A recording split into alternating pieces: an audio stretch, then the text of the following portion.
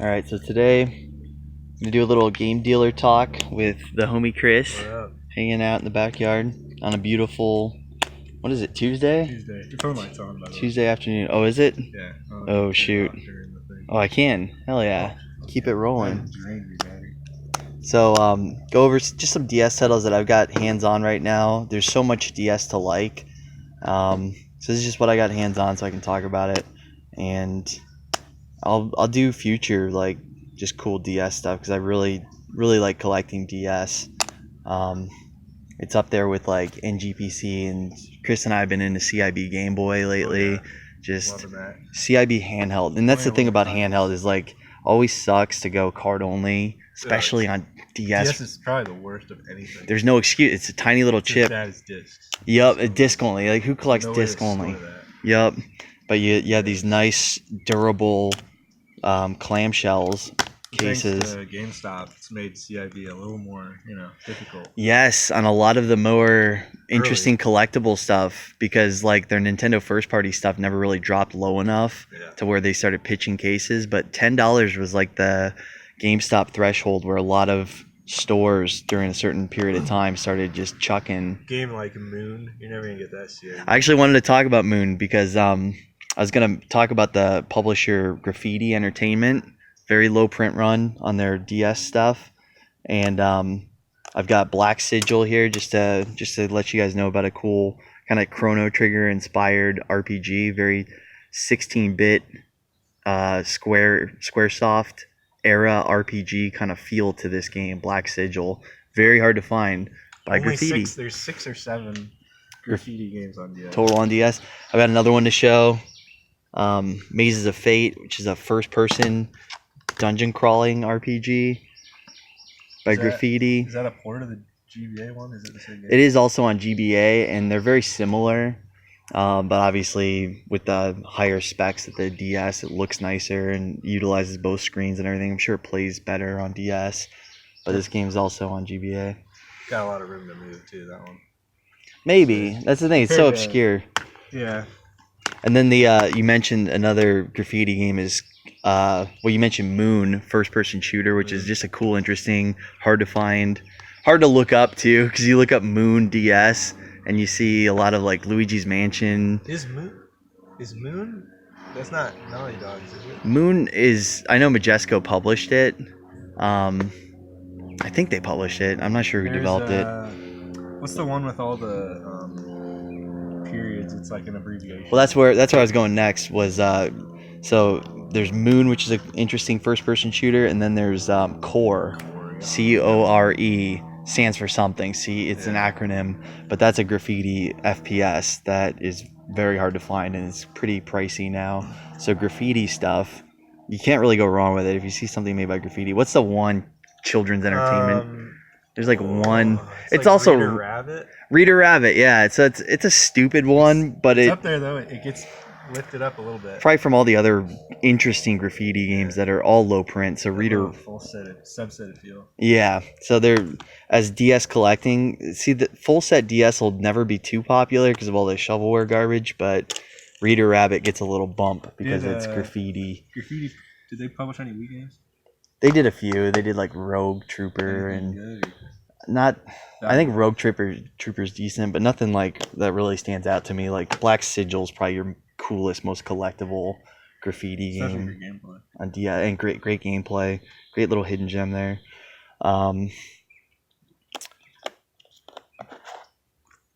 Yeah, other DS games.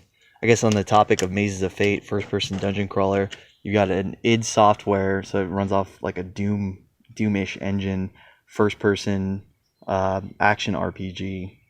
So kind of, I think you'd probably think of like in the vein of Kingsfield or something like that. I haven't played it yet, but it looks great. A little bit faster paced than a Kingsfield. This is one I'd love to have CIB because it's pretty cheap still. Orcs and Elves, real like cool, fun to play kind of game there. Let me just run through these real quick, and then I want to get into mail call. That's really the meat and potatoes of this content. If they want to see that, they can skip right to it. Yeah, true. That's your baby right there, isn't it? I love this game. Yeah, I've got kind of a cluster of detective mystery type games, so I'll include that when I talk about those. Robocalypse, published by Tecmo, is again, haven't played a lot of these, but just looked at YouTube gameplay and can tell what's quality and what isn't. This one looks like a fun RTS. If you're a fan of RTSs, obviously DS is a good system for RTS with your touchscreen, and there's just a quirky one. A lot of humor in this one too. Really funny cutscenes and just funny atmosphere there with Robocalypse. A lot of these you can just get on the cheap too. I'm not naming the Nintendo first party stuff. This is all your oddball stuff. Henry Hatsworth, I talked about in my last video. I showed some gameplay. This is what it looks like. CIB. Top 2 favorite DS game. My number 1 favorite is a well-known one, but Advance Wars Dual Strike. Just love every bit of this game. Great music, great tactical balance here. Not much to really explain about Advance Wars. Most people know about it. Is the other maybe I've seen people that did Fire Emblem. Advance Wars on DS, is that one good? I love it. I love Days of Ruin, and this one gets a lot more love than Days of Ruin, but I like Days of Ruin a lot. I liked how they, like every Advance Wars game. Oh, do I need a cart in there? Yeah, no cart. Okay. It's probably on the table. Yeah. Advance Wars 1 and 2 on GBA kind of evolved into this, where they have all the same tanks, same stuff. They add a little bit more to each one, but it stayed really balanced. And then like Days of Ruin started to try to switch things up, and I liked what they did in it. So I like Days of Ruin. Yeah, I get them mixed up, but I like Days of Ruin quite a bit also. But that's my favorite DS game of all time. I probably have 400 plus hours put into it. Lots of just days when I was in the military, just needed to go to sleep and just needed something to take my mind off of other crap. Just played Dual Strike. This bad boy. Talk about Thor. Not the Wii game. Different game. Yeah, specifically. Damn, baby. Yeah, don't get this one mixed up with like the 360 version with the same cover. The 3DS one, that's totally different. The Wii version of Thor, all made by different people. Probably the same developer did 3DS and 360 probably and Wii. But this one was made by your boys at WayForward, and really, really well done. 2D beat 'em up, so it's not like Streets of Rage where you have like a plane of movement. You're on a 2D plane, but waves of enemies, really well done. Good animations, very fluid gameplay. I had a lot of fun with this one. It's very cheap. Published by Sega. Just one thing that would be nice about it would be better cover art, you know? Or distinct, like unique cover art. Right, yeah. If they want more, we're gonna misassociate. Because WayForward really, I read like something on YouTube. I watched something about the developers at WayForward talking about what they had envisioned for this game, and they did not want to go off anything from the movie of Thor that the front cover is based on, but they instead really stuck to like the comic book and the actual lore behind Thor, and they just did a good job. So if this had more of a comic book cover to it, I think it would be way more collectible. You know, it'd probably be a more expensive game published by Sega. It looks like shovelware when you see that in a stack, and then you're like, oh yeah, it's $5. Yep. That's part of what makes a true hidden gem stay hidden, is just crap shelf appeal, where it doesn't really catch your eye. But the game is badass. Truly great game on DS. Contact gets a lot of comparisons to Earthbound, but it's really doesn't have a lot in common with Earthbound other than like visual aesthetic. But really weird, interesting game here that I feel like is on the cheap right now. If you can get this game for 25 or less CIB, I think you'd be making a good investment decision. Like a lot of these games will start going up, and this one I just feel sooner than later it's gonna possibly become like a 40, 50, 60. Don't settle for that loose card. Yeah, and that's the thing. Yep, this is definitely one to just go for CIB for sure. All these I can say that about. All DS in general. This is one I found this at GameStop recently for like $3.99 or something, and I didn't know it even existed. So just radical cover art there, Konami. But it's a 3D shooter, so it's not. Unfortunately, that's no 2D shmup, because that'd be the shit right there. Front cover like that if it played like Aero Fighters or something. But it does look good. I haven't played it yet, but Definitely hurts it a little bit. I just At like. least it's got Konami. Yeah. Well, it's Konami. I think that cover art's great for. You're right though. If that was not Konami, if that was EA with a cover art like that, it'd be like, whatever. Activision. But you get that Konami on there, and it intrigues people. So I think this one will just start, and it's very uncommon. So this one's gonna probably start climbing just because people are gonna be intrigued by DS is freaking getting old now. 2020, man. it. Yeah. Like, Yeah, think we're about that. DS is really starting 16 to age. years old now. All those years at GameStop throwing them away. Here's one of two good, high quality 2D shooters. I'm not sure if there's any other like pure blooded 2D shmups on the DS, but you can look out for Nanostray 1 and Nanostray 2, both published by Majesco. I don't know who developed them. Shirin developed them. Shinen? I'm not familiar, but fun game. Nothing that really blew my mind, but hey, you're not going to get any better than that on the DS for shooter fans. This one's kind of a known hidden gem. I think the MJR crew have talked about it, but this is a cross between Gunsmoke on NES, plays a lot like Gunsmoke, and then there's segments that are very Wild Guns-esque, and I feel it's overall it's your solid 7 out of 10 kind of quality and charm to it. Not a great game, but it's quirky and rare enough to be definitely collectible. It's an interesting one. Also, there. Majesco. Majesco is like the hidden gem gods of the DS. There's They made a lot one of of the rarest DS games. Forget what it is. Nitro Bike. What is it called? Is it Nitro Bike? I think you're right. I think it's Nitro Bike. Stupid rare. Even Power Bike, right? Is that what it's called? Bike? Or I really don't know. yeah, there's this really rare DS game called I think It's Power insane. Bike. It's like way over 500 CID. Just unheard of rare. Yeah, like it just doesn't show It up. shits on Shepherd's Crossing Loose too. carts Even. like 100 or something. Yeah. Insane for loose DS. Oh, speaking of graffiti, what Shepherd's Crossing 2 is graffiti, right? So that's your their holy claim to grail. fame. Yeah. Yep. So Shepherd's Crossing 2 is very rare on DS by our boys Graffiti. But yeah, that one Power Bike, I think is what it's called by Majesco, is very rare on the DS.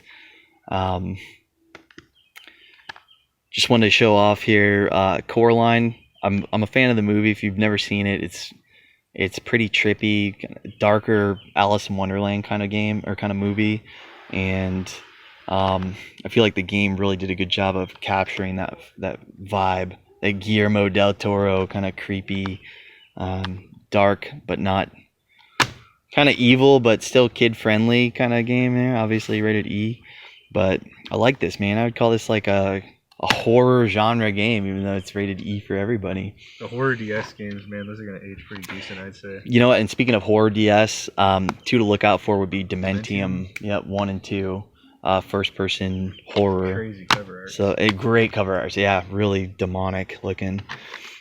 And then this is just a really cool. It's card only here, but really cool Metal Slug clone. Really cool. Published by a no-namer, kind of known for shovelware, XS brand there, but very low print and oozing with quality and style. So that's one that I think CIBs are starting to top $100.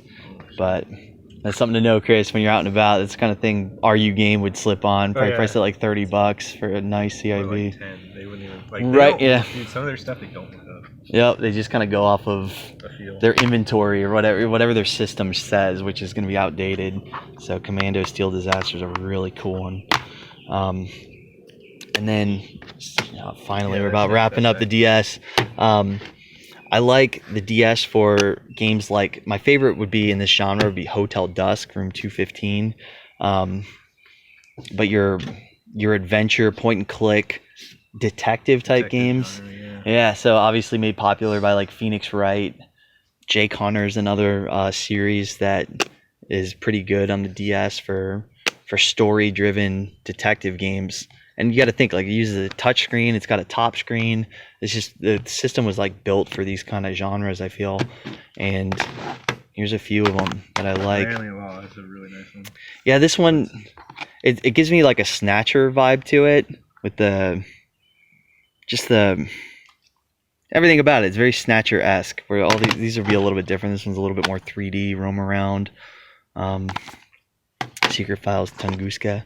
But Miami Law is kind of a Snatcher vibe, but totally different atmosphere and not so much sci-fi, more real life.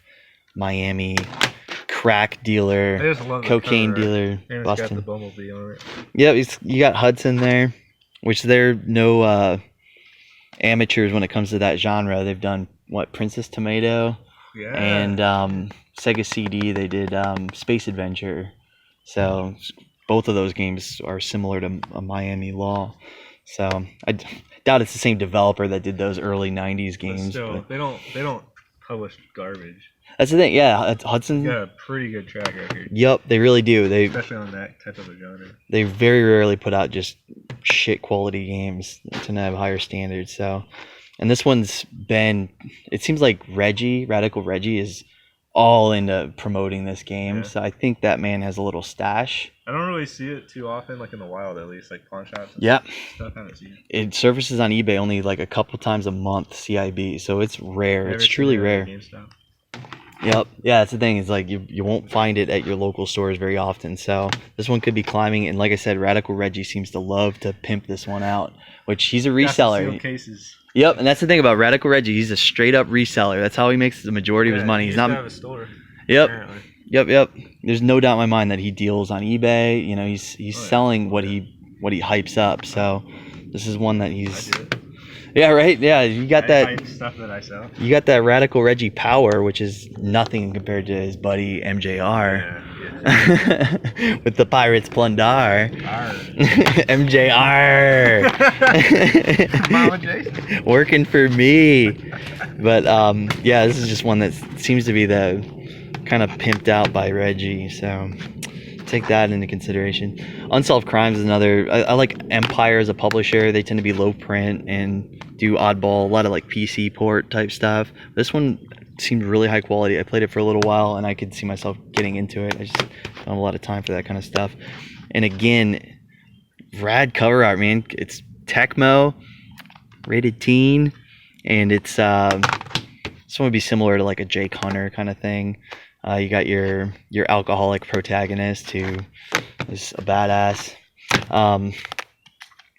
Yeah, I guess it's just, if you're into those detective games, again, the best one to play, I would say, my highest recommendation would be Hotel Dusk, which I don't have a copy of right now, but absolutely love that game. Europe, PAL exclusive, and it's Japanese, but for English, Europe only got the sequel to Hotel Dusk.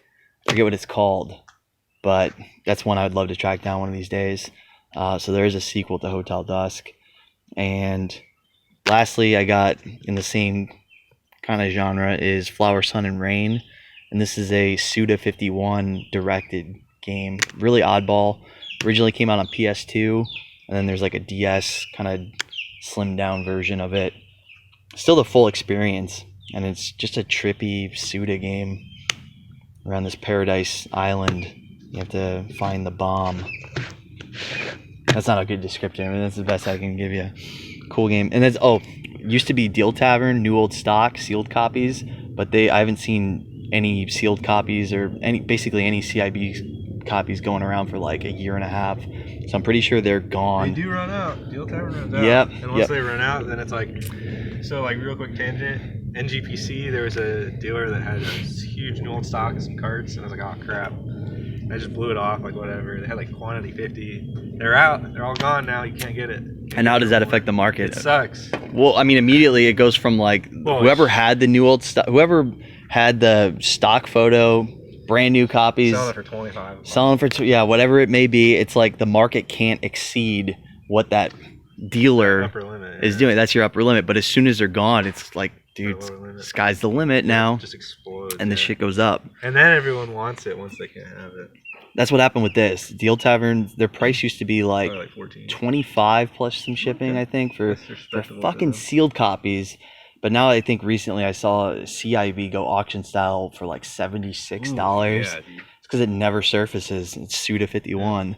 So DS also, when you have a nice collection of obscure, uncommon to, rare, it's such good shelf appeal. yeah, Easy to, I remember when you had your little DS collection on your shelf. yeah, it looks great. Badass. Yeah. You don't need tall because it doesn't take a lot of vertical Yeah, space. It's all uniform too. Yup. Yeah, DS collecting's very cool. All right, I want to break into the mail Let's call. do the mail call, man. Chris is gonna be my mail cutter guy, and he's gonna make sure that I don't dox myself. Cut him face down. Um, yeah, you know how to cut mail open. And we endorse recycling, by the way. Reuse your packaging, people. Yeah, I'll be using these for just eBay bubble Street protection. Fighter. Oh yeah, It's cool looking. I won that auction style just because I got the first one and I wanted to lot it together. PS1 is a great little. This one's just damn rare, man. Like, this is probably the first time I've ever owned this game. Shit. Street Fighter EX2 Plus. It's got massive subset appeal to all your Street Fighter collectors. Yeah, that's what I really like about it, is like the release of a new Street Fighter would definitely crank this thing up. Although I think I did have to pay quite a bit for it. Relatively, like $40 shipped kind of thing.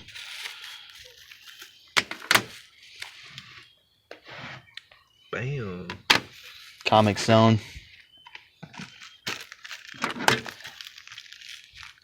Got it for cheap. Some of the stuff I get just as I'm going to list stuff. Helps complete lots, you know. Well, yeah, but in my case, it'll be like I have my lot formed, and as I'm pricing it, there's my Nintendo bits. Hell yeah, I needed that. As I'm like pricing a lot, like I sold Comic Zone plus another game recently, and as I was pricing it, I see an auction for one, and I was like, well, I don't want it to slip hard, so let me just throw down a cheapskate bid, and if I end up winning it, I'm just like, cool. screw it, whatever. Oh, so cheap. Yeah, so that's kind of how it goes with some of this stuff. I win at auction style because I'm just protecting the floor on it as I'm listing it. Okay, so I've been into 360 shooters, and this is, I just feel like it's your last chance to scoop up games like Akai Katana, Death Smiles, and Otomodius Excellent on the cheap. The riding games are already kind of pricey, and I feel like where your best bang for your buck right now would be snagging Death Smiles, Akai Katana, and Otomodius 360, and you're not going to want to miss out on these because this new Xbox is going to be backwards compatible with OG Xbox and 360, and the 360 is going to be looked at as like, where are the collectible games at? It's in the realm of shooters. A few other cool games too, like Operation Darkness is one I really like on 360. There's a horror genre too. Some horrors, but not really exclusive to the 360. So when you start thinking of exclusive 360 games, it's like little shmups, man. They're collectible, and this is only on 360 right here. So, I got me a Henry. I'm always snagging this game on the cheap. It's too good not to let this thing go for like $7 shipped. Just for gameplay, it should be a $10 loose cart all day. Yeah, I feel exactly. Cash. This game is so good. It's gonna be a tenner just for a loose cart. I like this one. Oh, nice. Shinobi 3. Yep. That was another one I snagged auction style just because I didn't want it to slip too low. I'd rather have it for $32 than let it slip, you know? Big concept in the market, man. It's keeping it healthy. Dealers aren't going to let stuff go. There's like a limit, man. Dealers are just like, no. So much of auction values and just video game prices are held up by resellers. Yeah. To be totally honest with you. Yeah, NES is down, but I'm always watching and bidding on NES auctions. Like, how low are you going to let... Well, really quick, let's go over your quick mail call here. Chris already opened some of these, but, like, you're not going to let that slip too low. That was a buy it now, I know. It's a buy it now. But, again, it was sitting there for a price where you're just like... $74 and then 5% eBay bucks. Not, it wasn't 10%, but still, man. Listed for $74. $74. That seems cheap for that. It's a $90, $100 game. Yeah. The cheapest one on eBay. And during eBay bucks, too. Yeah. Like, yeah, absolutely, that feels good. Love that label. Nice little lot with Godzilla 1. That's the badass cover art. That is a cool CIB right there. You know, if you had a nice box for that, CIB, man. And that is cool. Man, those are the people that like own Godzilla IP. Yeah, that's right. Toho didn't really put out much. Shit game though. Shit fucking game. Yeah, not surprised. It's just shelf art. And then for the Neo Geo Pocket fan. Yeah, for the little NGPC fans. I'm doing the full set JP exclusives with the little reg cards. I like that. Yeah, to not go for stuff that came out PAL. Yeah. Came out in North America. It's like you are going for full set PAL, aren't you? You might as well. You're close. I'm almost there. Yeah. Wow, it is hard. 39 unique games excluding variants.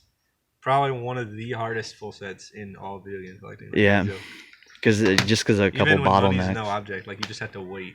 Yeah, because of like 3 of them that are really, The really only hard to stuff get. that's coming up is when people are selling their collection. Let me just show these guys what a NGPC clamshell looks like. So these came out in Japan and in Europe. They did little mini AES style cases. In North America, they had more like Game Boy Color, Game Boy style, but they're Yeah. still really cool. Like I love my North American paper. It's high quality. Conditionally really hard to get. Yeah, that's what's cool about North American. These is you get sun fade. That's like the trade-off. That's You shit. get Like just like massive Genesis. sun fade, but The North American ones though are just they're oozing with quality. They got like a holographic shimmer on them. They're real nice. They're just like Chris said. They're a little bit more susceptible If you get condition to. picky, they really are hard to get nice. Like if you get one that's Right. crushed, it's gonna look terrible. Yep, your corners will get just like any cardboard box. They can get worn. So I like that. I like my North American for that reason. Is that when you get them nice, you really appreciate them. Is that another Henry? Yep, another Henry. Nice minty CIB there. Nice. A gauntlet. Gauntlet. That was another one I just won auction style because it was slipping and it was like, well, Good lot. snag it. Good lot body. And probably in person sellable too. This game's freaking incredible, by the way, for those that didn't know. It's kind of common sense right there, though. But this game is super badass. The speedrunning community for this is pretty solid, too. It's fun to watch speedruns of this game. I like the music in the first Shinobi better. There's Yuzo. But this one's not bad either. Gameplay here is just rocking. Ocean. Oh, Eric hit this. He snagged this on eBay, sniped I've it. never heard of that game. Yeah. Good That's one, cool. Kind of like a Shadowrun-esque game. That's a rare CIB for sure, and that's a decent manual for it. I think he paid $10 for that. Wow. Syndicate. Pretty mint condition. Yeah, it's nice. Sealed Deadly Prem. I heard there's a rattle inside though. The guy described it. Really? Wow, he's just being picky. Good, yeah. Nice. Sealed Deadly Prem. I love like that. how 360, like on your early PS2 Security and seal. your PS1, security seals, baby. Yeah, really That's so good authenticates it. for later down the line. It's a nice piece for collectability sake to have original print. Because this game came out several years before it was re-released on PS3. Was the 360 version. And it's not a direct port either. It's got a little bit of Yeah, this slight differences. one's like the original, and a lot of people say it's much better than the PS3 version. So to have a sealed one with Deadly Prem 2 coming out on Switch, I was happy to snag this one pretty cheap. Gotta be careful with them. On a few. Yeah, this publisher's kind of like an LRG. Are they out of business now? They might be. Rising Star, I'd have to look into it. I'd be curious to know if they went under. almost positive. But yeah, they used to always distribute their stuff. Like they're known. Okay, so these guys are known as this is your 360 shmup published by them. They decided to get the rights to this, publish it in North America. They also grabbed the only PS3 shmup, which is Under Defeat. They call it HD edition. Rising Star like to do that. Rising Star did Deadly Prem on PS3. So the same company did the PS3 version of this game, and they called it the Director's Cut, and there's really not much added to it. Just hyped it up with that. But this company did the PS3's only shmup in North America, Under Defeat HD Deluxe Edition, and I swear to God they didn't distribute it anywhere except for Deal Tavern and maybe Play Asia. You know, it's like it has this false sense of rarity where you check eBay and like there's just no copies around ever for Under Defeat. And this game's kind of starting to feel the same way, where there's not a lot of people with it that are selling it, and I don't remember ever seeing this at Walmart or GameStop except for maybe pre-owned occasionally. But at the same time, there's a strong possibility that because they're like an LRG type of publisher, there's new old stock and some specific. Yep, where like just a couple people are in possession of it, but they may be 5,000 copies deep. So for collectability reasons, you got to be careful. I mean, like in the time being, it sounds like it just completely kills it. Like if one person has 5,000, but like at some point that will disperse. Runs out. Yep. It will disperse at some point, and then it's gonna, Yep. people that have it aren't gonna want to get rid of it. So the main takeaway is games like Under Defeat. Like, dude, if you're a PS3 collector, just buy it from one of the few people that have it and pay that price, because you're not going to get it cheaper unless you contact them and say like, yo. They're not even going to respond, but like maybe if you buy like 100 copies from them, they'll cut you some kind of slack. A game but that's never going to show up in the wild unless it got stolen. Again, because the only people that have it that aren't resellers are people that ordered it from Play Asia or Deal Tavern. Yep. So they bought it sealed, they opened it, and you can still buy those sealed copies Not so much this game, but Under Defeat. Great shooter, by the way. And there's its kind of sister. They're both very similar. I think they're the same publisher or developer. I mean, now, this one's a Cave shooter. Forget if Cave. Yeah, Cave did this one also. Bullet Hell, absolutely stunning shmups. So these are two you don't want to miss out on. You can snag them in North America for under 25 USD. Although they're quickly drying up, where I feel like these are gonna shoot. It's because Tim has like 15 death smiles. Yeah, see, it's people with good taste that know. I'll tell you, this just gives me vibes of the early days of the Dreamcast starting to dry up at local levels back in like 03, 04. Dreamcast stuff was starting to get scarce.